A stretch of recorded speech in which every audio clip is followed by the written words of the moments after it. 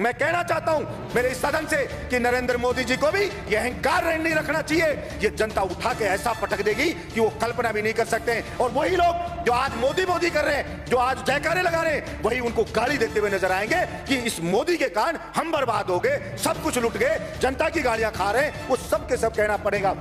सभापति महोदय भाड़े के टक्कू रख रखे हैं, सोशल मीडिया पे रख रखे हैं, वो मोदी मोदी करते हैं, वो उसकी बड़ाई करते हैं, वो भलाई करते हैं। और मैं कहता हूं ऐसे ही चाटुकार, और कुछ चाटुकार होते हैं, वही उसको मरवाते हैं, वही उसको बर्बाद करवाते हैं। और यही हश्र आप देखना सभापति महोदय, ये केंद्र सरकार का होने वाला है।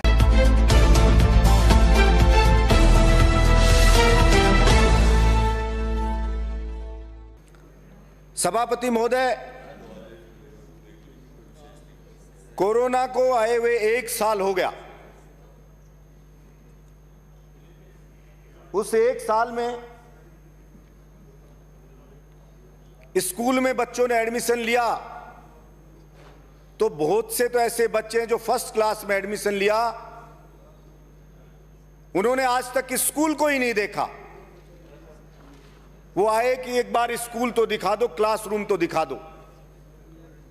और उसके पेरेंट्स को 60 से 70, 80 हजार रुपए की फीस देनी पड़ रही है। एक भी दिन बच्चा स्कूल में नहीं गया। उसके बावजूद मैंने पिछली बार भी इस बात को रखा था सदन में कि जब स्कूल कोई गए ही नहीं बच्चे तो फीस किस बात की। स्कूल के मालिकों ने ऑनलाइन पढ़ाई का एक ऐसा नाटक सा रच दिया कि ऑनलाइन स्टडी करा रहे हैं। सभापति महोदय, फर्स्ट क्लास का बच्चा कौन सी ऑनलाइन क्लास अटेंड करता है? गांव में रहने वाला बच्चा जहां नेट नहीं आता है, मोबाइल नहीं है, वो कौन सी ऑनलाइन परीक्षा को अटेंड करता है? और मैं तो कहता हूं शहर के बच्चा भी कोई ऑनलाइन जो क्लास है उसको ठीक से अटेंड नहीं करता है।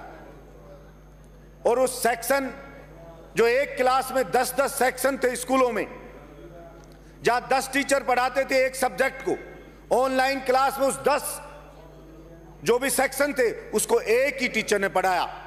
यानी कि 9 टीचर का बेनिफिट स्कूल को हुआ, लेकिन स्कूल के मालिक ने अभिभावक को कोई बेनिफिट देना उचित नहीं समझा।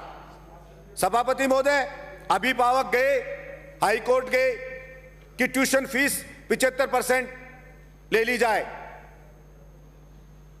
स्कूल मालिकों ने सारे खर्चों को जोड़ के उसको ट्यूशन फीस में कन्वर्ट कर दिया, ऊपर से 10 से 20% फीस में वृद्धि भी कर दी।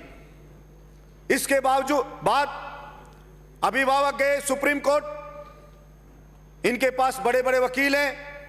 अब अभिभावक जो होता है वो बेचारा सुप्रीम कोर्ट के वकील की फीस नहीं उठा सकता, महंगे वकील की, वो अपना पक्ष ठीक से नहीं रख पाए और सुप्रीम कोर्ट ने भी कह दिया ट्यूशन फीस दे दी जाए 100%। सभापति महोदय, मेरी गहरी आपत्ति है इस बात पे, और मैं घोर सरकारों की लापरवाही मानता हूं। हिंदुस्तान की किसी भी सरकार ने इस बात की चिंता नहीं की कि सुप्रीम कोर्ट में सरकार जाए, सरकार पैरवी करे अभिभावक के हितों की, और सरकार कानून बनाए, बिल लाए, क्योंकि बिना कानून बिना बिल कोई भी सरकार किसी भी स्कूल मालिक को आदेश नहीं दे सकती कि वो फीस ना ले।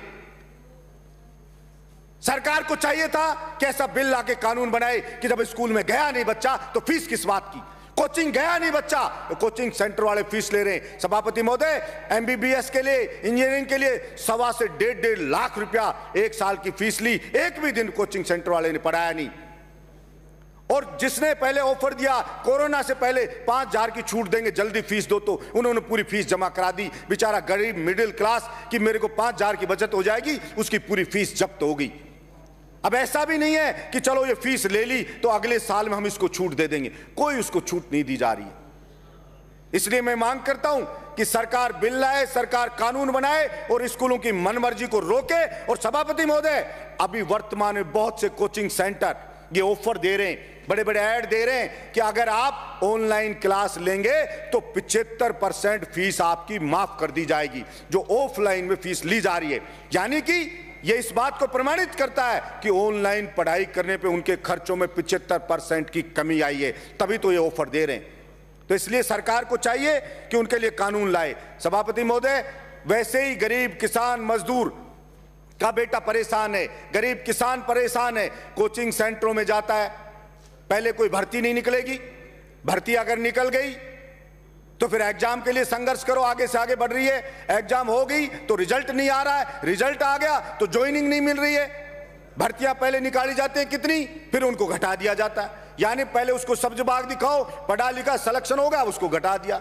वो कभी इस एग्जाम की तैयारी करता है, कभी उस एग्जाम की तैयारी करता है, बेचारा 8 से 10 साल तक भटकता रहता है, मकान का किराया देता रहता है, कोचिंग सेंटर को फीस देता रहता है, लेकिन वो नौकरी उसको लगने का नाम ही नहीं, बेचारे की विपत्ति है या जो उसकी परेशानी है वो कम होने का नाम ही नहीं ले रही है। इसलिए ये सबके बावजूद इन चीजों पर ध्यान दिया जाना चाहिए कि सारी चीजों की जरूरत है, लेकिन जो बेचारा पढ़ लिख कर भी परेशान है, पढ़ने लिखने के बावजूद भी वो अपने आप को ठगा सा महसूस कर रहा है, वो डिग्री को लेके फिरता है कि मेरा होगा तो क्या होगा, पता नहीं उसको। बेचारा किसान मजदूर कर्जा ला ला के कोचिंग सेंटरों की फीस देता है, स्कूलों की फीस देता है कि उसका बच्चा पढ़ेगा लिखेगा बड़ा व्यक्ति बन जाएगा, और उसके घर में जो गरीबी है, कमजोरी है और ये सब मजबूरियां हैं उसकी सारी खत्म हो जाएंगी, उसकी पीड़ा खत्म हो जाएगी। लेकिन सभापति महोदय, बुजुर्ग आदमी दम तोड़ देता है इंतजार करते करते, मिडिल क्लास और गरीब की ये खुशी उसके घर में कब आएगी, लेकिन ये खुशी है कि उसके घर में जाने का नाम ही नहीं ले रही है। देश आजाद हुए 72 साल हो गए, लेकिन आज तक वो इस खुशी के लिए तरस रहा है। इसलिए मैं मांग करता हूं कि सरकार इस प्रकार का कोई प्रयास करे जिससे कि वास्तव में गरीब और मिडिल क्लास को फायदा मिले, उसकी पीड़ा कम हो। सभापति महोदय, सरकार भर्ती कैलेंडर जारी करे कि यह भर्ती निकलेगी इस डेट को एग्जाम होगा और इस डेट को एग्जाम रिजल्ट आएगा और फिर इसको ज्वाइनिंग दे दी जाएगी, और जब एक बार भर्ती की सीट निकाल दे उसमें से कोई भी एक भी सीट कम ना करे। ये क्यों कम करने के कारण ये जो बेचारी एएनएम जीएनएम है, ये बच्चियां 2013 से भटक रहे हैं कि हमारी भर्तियां कम कर दी, अब उनकी उम्र होगी, किसी की शादी होगी, उनके बच्चे हो गए और बेचारों को ज्वाइनिंग नहीं मिल रही है। अब वो एग्जाम दें और एज हो गई और वो पढ़ाई से छूट गई है उनकी, अब वो पढ़ नहीं सकती है, कहते हैं दोबारा एग्जाम दे लो। तो ये व्यवहारिक नहीं है। कमेटी बनाई है सरकार ने अभी, मैं चाहता हूं उनकी समस्याओं का समाधान होगा। इसी प्रकार से पंचायत सहायक हैं, उनका नहीं हो रहा है, और बहुत सी हैं, फार्मिस्ट है, उनका नहीं हो रहा है, एसआई 2016 उनका नहीं हो रहा है। इसी प्रकार अनेक भर्तियां हैं जो विसंगतियों के कारण से अटकी हुई हैं। कमेटी जो बनाई है सरकार ने, बहुत स्वागत योग्य कदम है। मैं चाहता हूं उनका समाधान करे जिससे आप सबको दुआ मिले और उनके घर में भी खुशियां आए, ये मैं आपसे मांग करता हूं। दूसरा सभापति महोदय, मैंने पहले भी मांग की कि हिंदुस्तान का किसान बहुत परेशान है, बिजली के रेट बढ़ गए, खाद बीज के रेट बढ़ गए और कृषि के उपकरण हैं उन पे इतना टैक्स बढ़ गया, इतने महंगे हो गए, और फसल है जो उसको एमएसपी पे खरीदा नहीं जा रहा है। इसलिए मैं सरकार से मैंने मांग की कि सरकार चाहे और चीजों पे बजट घटा दे चाहे भले ही, लेकिन हिंदुस्तान का किसान, राजस्थान का किसान इस देश की रीढ़ है। इसलिए अगर रीढ़ मजबूत नहीं होगी तो भला शरीर कैसे स्वस्थ रह सकता है। इसलिए उस किसान को मजबूत करने के लिए, उसको राहत देने के लिए राजस्थान की सरकार किसान को खेती के लिए मुफ्त में बिजली दे, और जो गरीब है जिसके 200, 250, 300 यूनिट आते हैं बिजली, उस गरीब की बिजली को माफ करे सरकार, चाहे किसी भी फंड से बजट को काटे, लेकिन इनको राहत दे जो वास्तव में उनके घर में खुशी आएगी। इस बात की मैं मांग करता हूं सभापति महोदय।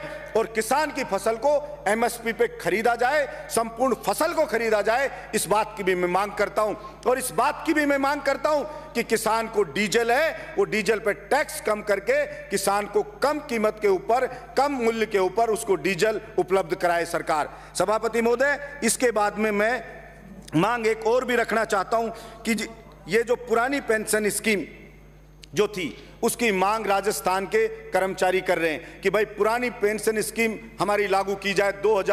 2004 से नई पेंशन स्कीम लागू कर दी, उसमें यह होता है 10% कर्मचारी का कटता है, 10% राज्य सरकार देती है, और जब वो रिटायर होता है तो 60% वो सरकार उसको दे देती है, 40% रख लेती है कि ये जो NSDL है जो वो उसको शेयर मार्केट में लगाएगी 40% को। सभापति महोदय, उसको बेचारे को 4 से ही कटना चालू हो गया, और 4 है वो उसमें लग रहा है कि भाई ये इस महीने का कटा, ये 40% शेयर मार्केट में डाल देना, वो डाल रहा है, और वो बेचारा जब होता है तो उसका जो 60% है वो भी नहीं मिलता। सभापति महोदय, ऐसे ऐसे हिंदुस्तान में डाकू हो रहे हैं, कोई विजय माल्या लूट के भग रहा है, कोई नीरव मोदी लेके भग गया, पता नहीं कैसे कैसे नटवर लाल हो रहे हैं, और ये बड़े बड़े पूंजीपति अंबानी अडानी जैसे इन्होंने सरकारों को जेब में रख लिया है, तो अब वो NSDL निर्धारित करती है कि ये पैसा कर्मचारियों का कौन सी कंपनी के कौन से शेयर मार्केट में लगाया जाएगा। तो क्या ये उनको मैनेज करना इनके लिए मुश्किल काम है?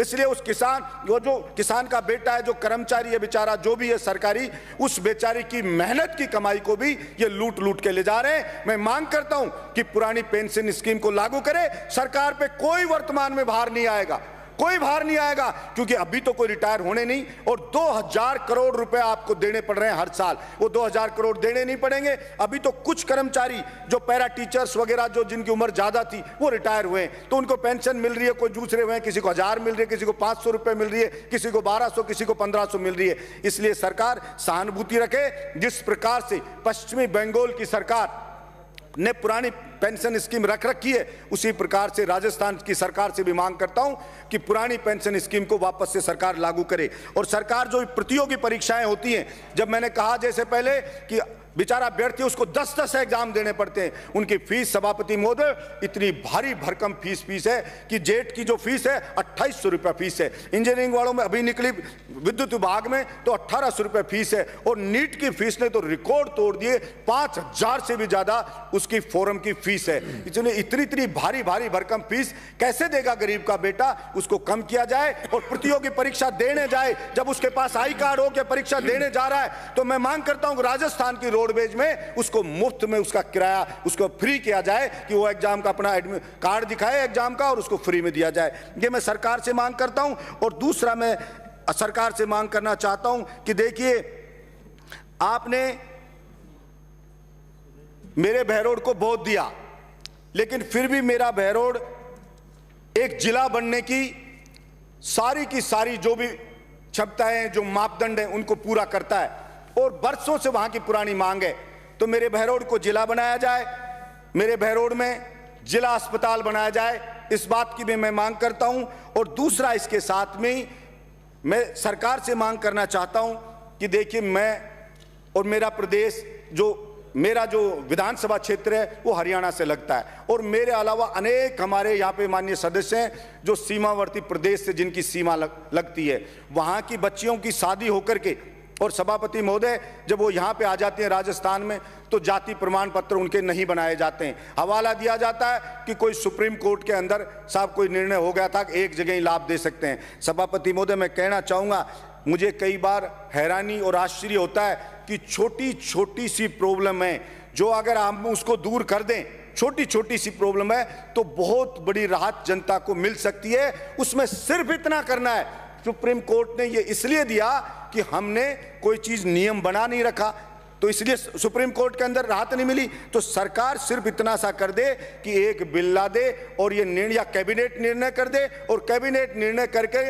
और उसको नियम में डाल दे, और फिर कोई सुप्रीम कोर्ट नहीं रोकेगा, और उसको राहत मिलेगी। उसमें आप उससे एफिडेविट ले लो कि एक जगह ही वो ओबीसी है या SC ST है या जो भी दूसरे लाभ हैं वो उसको मिल जाए, तो एक जगह से ही वो लाभ लेगा। कि राजस्थान में लेगा तो यहाँ से दे देगा, कोई नहीं लेना होगा तो नहीं देगा, तो उससे बहुत ज़्यादा उनको राहत मिल जाए। वरना अब हो यहाँ रहा मेरे क्षेत्र में, तो सभापति महोदय, बहुत सी तो शादियां टूट गई, क्योंकि आजकल सब जागरूक हैं, हर बच्ची चाहती है उसके पैरों पे खड़ी हो, और अगर उसको पता लगता है कि राजस्थान में तो उसको नौकरी नहीं मिलेगी, तो वो सोचती है कि मैं हरियाणा में तो नौकरी करूंगी और राजस्थान में जाकर के फिर मेरे परिवार रहेगा, तो ये कैसे संभव हो पाएगा? तो ऐसे रिश्ते टूट रहे हैं। इसलिए छोटी मोटी सी ये परेशानियां हैं, इन परेशानियों को सरकार को दूर करना चाहिए, और सरकार को ये करना चाहिए। एक दूसरी मैं कहना चाहता हूं सभापति महोदय, किसी को भी कहो, कई तो हमारे साथी कह देंगे, थर्ड ग्रेड टीचर है सभापति महोदय, बहुत से TSP एरिया में कार्यरत हैं, और आपने बैन लगा रखा है सभी सरकारों ने कि वहां से आप आ नहीं सकते, कि ये यहीं रहेंगे।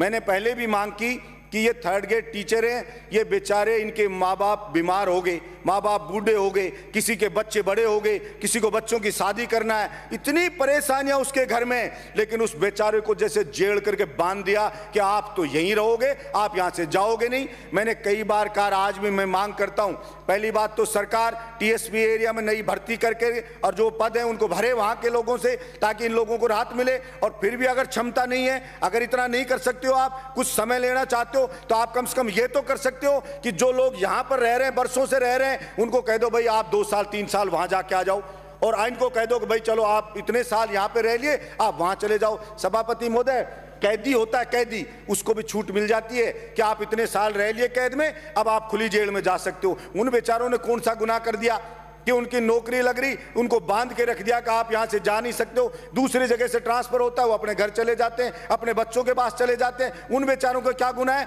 या क्या अलग अलग कानून होगा किसी व्यक्ति के लिए? जो एक व्यक्ति को सुविधा मिलती है ट्रांसफर की, अगर वो जा सकता है अपने घर जाने की, उसके लिए ऑनलाइन आवेदन आप मांगते हो, तो उसको बेचारा कोई देश का दुश्मन है क्या? आप उससे क्यों नहीं आवेदन मांगते हो? लेकिन हर कोई कह देता है नहीं नहीं ये तो ततैये का छत्ता है, थर्ड ग्रेड, नहीं करेंगे। अरे भाई नहीं करोगे तो क्यों मंत्री बनते हो? अगर क्षमता नहीं है तो मत बना करो। फिर सरकारें बनती क्यों है? जोखिम नहीं उठा सकते हो, फिर क्या काम है आपका? सिर्फ मौज करने का काम है क्या? सरकार का काम होता है वेलफेयर करने का, जोखिम उठा के गरीब आदमी को राहत देने का। हम समाज सेवा के लिए आए, कोई मजे करने के लिए नहीं आए कि इसमें परेशानी होगी तो ये काम नहीं करेंगे, इसमें परेशानी कम है तो ये काम कर देंगे भाई। इसलिए मैं चाहता हूं कि ऐसी चीजों को खोले, और जो किसी किसी जगह कोई हो जाता है ट्रांसफर है, कोई सेकंड ग्रेड का है, अब वो बेचारों की निकाल दी, आवेदन ले लिए, अब होने का नाम नहीं ले रहे, लोग कपड़े पाड़ रहे हैं, साहब हो नहीं रहे, कहीं हो जाते कहीं नहीं हो रहे। मैं ये चाहता हूँ ट्रांसपेरेंसी हो, और जो ट्रांसफर वांसफर जो ये चीजें लो, तो इसके अंदर ऐसा सहानुभूति रखनी चाहिए कर्मचारियों के प्रति भी सरकार को कि भाई ठीक है ये आदमी वास्तव में पीड़ा है। सभापति महोदय, बहुत से कैंसर के पेशेंट हैं, कैंसर के, और उनको कैंसर है और उनके ट्रांसफर नहीं हो रहे, कहां रोए जाकर के, कोई सुनने वाला ही नहीं है। अब तो ये और कर दिया कि भाई कोई कहीं डेपुटेशन भी जिले में कर दे, किसी की टांग कट गई तो डेपुटेशन भी नहीं कर सकता जिले वाला कि नहीं नहीं तू नहीं करेगा, तेरा भी टांग कट गई तो कटी रहे, मरना है तो मर जा, नहीं करेंगे हम तो ये ऐसी चीजें छोटी छोटी, इन्हीं से सरकार कोई भी हो उसकी छोटी छोटी चीजों से छवि खराब होती है। इसलिए आप बड़ा बड़ा काम कर रहे हो और छोटी चीजों से अगर हमारी खराब हो, पहले वालों ने ये सब किया तो जनता ने लात मार के भगा दिया, उनको बिठा दिया उनको साइड में। तो मैं मांग करता हूं कि हमारे को सरकार, आपको सरकार में बिठाया है, हम सबको यहाँ जिता के भेजा है, तो हम सबकी ये जिम्मेदारी बनती है कि हम उनकी अपेक्षाओं पे खरा उतरें। हम सबको, किसान ने, मजदूर ने, बेचारे जो मेहनत कश है, उसने बहुत ही आशा के साथ जिताया है, और हमारे जैसों को तो निर्दलीय जो पार्टियों को हरा के जिता के भेजा है, तो बहुत ज़्यादा हमसे अपेक्षाएं रखती है। और मैं ये मानता हूँ कि इस विधानसभा में जो बात रखें उसको सरकार को गंभीरता से लेनी चाहिए, और इस परिपाटी को तोड़ना चाहिए कि साहब विपक्ष कहे या कोई दूसरा कहे तो हम उस बात को गंभीरता से नहीं लेंगे, और कोई हमारा आदमी कहे तो हम उस बात को गंभीरता से लेंगे। इसके साथ ही सभापति महोदय, मैंने पहले भी मांग की और आज भी सरकार से मांग कर रहा हूं, आखिर बोलेगा कि राजस्थान हमारा ये किसान है जो पानी से बहुत परेशान है, हमारा बहुत सा क्षेत्र डार्क जोन में। मैंने पहले भी कहा कि सड़कों पे बजट दे रहे हैं, दूसरी चीजों पे बजट दे रहे हैं, आप नदियों का पानी जो व्यर्थ बह जाता है बरसात के दिनों के अंदर, अगर उस पानी को ही लाया जाए, चंबल ही है, हमारे यहाँ चंबल भी खतरे के निशान से बहती है सभापति महोदय बारिश के दिनों में। यमुना का पानी है वो खतरे के निशान से यमुना बहती है। हरियाणा के अंदर पंजाब वाले पानी छोड़ देते हैं नहरों में, वो लोगों के खेतों में भर जाता है पानी, और वो वहाँ का जो कोई एमएलए का चुनाव लड़ता है वो ये कहता है कि मैं आपके खेत में ये पानी नहीं आने दूंगा, ज़्यादा आपकी फसल खराब नहीं होने दूंगा, मैं इसको रोकूंगा। मैं कहना चाहता हूँ, एक तरफ तो वहाँ पे बाढ़ आ रही है, यहाँ बिहार में देखते हैं कि लोग मर रहे हैं, उस बाढ़ से राहत के लिए कोस दिया जाता है, और दूसरी तरफ राजस्थान का किसान पिसाया मर रहा है, राजस्थान की जनता पिसाई मर रही है। तो मैंने कहा, पहले भी कहा, हिंदुस्तान की सरकार हो चाहे राज्य की सरकार हो, एक बार भगवान के लिए कुछ समय के लिए और चीजों पे बजट रोक करके, और एक बार इस किसान के पानी के लिए आप बजट दे दो, और किसान के खेत तक इस पानी को पहुंचा दो, फिर इस देश की तरक्की किसान ही कर देगा।